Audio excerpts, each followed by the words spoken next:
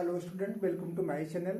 आज के इस वीडियो में हम लोग देखने वाले हैं क्लास 10th के जो चैप्टर 8.2 है।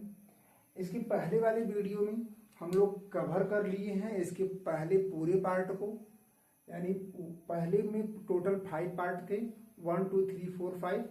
मैंने उन सबको कवर कर लिया है और इसके बेसिक चैप्टर 8.2 का बेसिक जो कॉन्सेप्ट है, फार्मूला है, उसे भी हम क्लियर कर लिए हैं। अगर आप उसे नहीं देखे हैं तो चैनल पे प्लेलिस्ट बनी है, आप उसे जाकर बड़े आराम से देख सकते हैं। तो आज के इस वीडियो में हम लोग दूसरे का पहला और दूसरे को डिस्कस करने वाले हैं।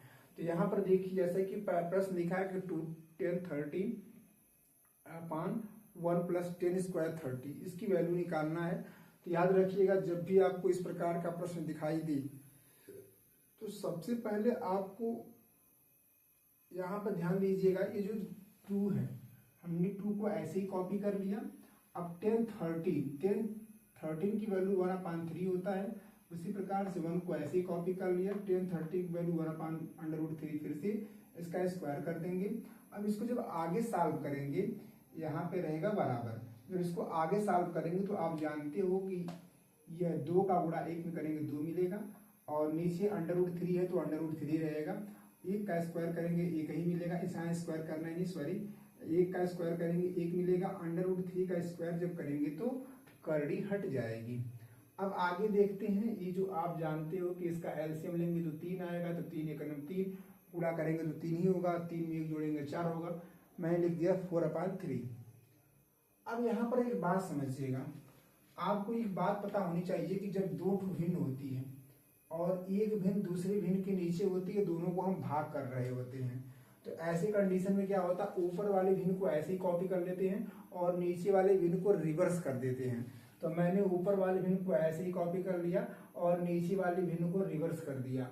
अब यहाँ पर आपको एक बात समझ में आई होगी, सर आप करड़ी में 3/2 क्यों लिख दिए, यहाँ पे ऊपर कहीं तो करड़ी में कुछ मैटर है, ये नहीं है। तो याद रखिएगा, ये 2 दूना 4, ये तो बात आपको समझ में आ ही रही होगी।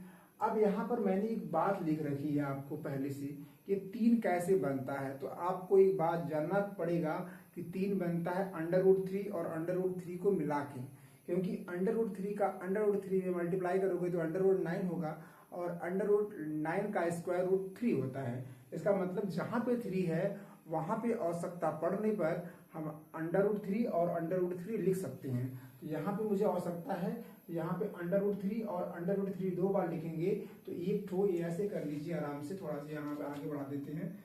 यहाँ पे आप लिख सकते हो √3 और √3, और नीचे लिख सकते हो क्या, ये √3 और यहाँ पे मल्टीप्लाई 2, ये 3 से पूरी तरह से कैंसिल हो जाएगा, आएगा 3/2, और ये 3/2 sin 16 की वैल्यू होती है। बस ये आपका मल्टीपल टाइप क्वेश्चन है, तो आपका ऑप्शन sin 60 जिसमें होगा वो आपका सही होगा। उसी प्रकार से दूसरा प्रश्न है 1 - 10 square 30, 1 + 10 square, sorry 1 - 10 square 45, 1 + 10 square 45।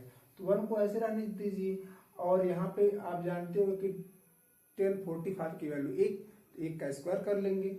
उसी प्रकार से आप जानते हो कि नीचे 1 को ऐसे ही कॉपी कर लिया जाएगा, प्लस को ऐसे ही कॉपी कर लिया। 10 पैंतालीस अंश की वैल्यू फिर से 1, तो ये हो जाएगा फिर से स्क्वायर। 1 का स्क्वायर करेंगे तो 1 ही मिलेगा, और 1 पहले से है, और यहाँ पे 1 स्क्वायर करेंगे तो 1 मिलेगा, और 1 पहले से, तो 1 1 में 2 हो जाएगा। लेकिन 1 में से 1 घट जाएगा तो 0 हो जाएगा। और आप जानते हो कि 0 में किसी भी संख्या से 0 में भाग देते हैं तो हमेशा 0 आता है। इस प्रकार से प्रश्न नंबर दूसरे का ऑप्शन जिसमें 0 रहेगा वो सही रहेगा। पूरा वीडियो देखने के लिए आपका तहे दिल से शुक्रिया।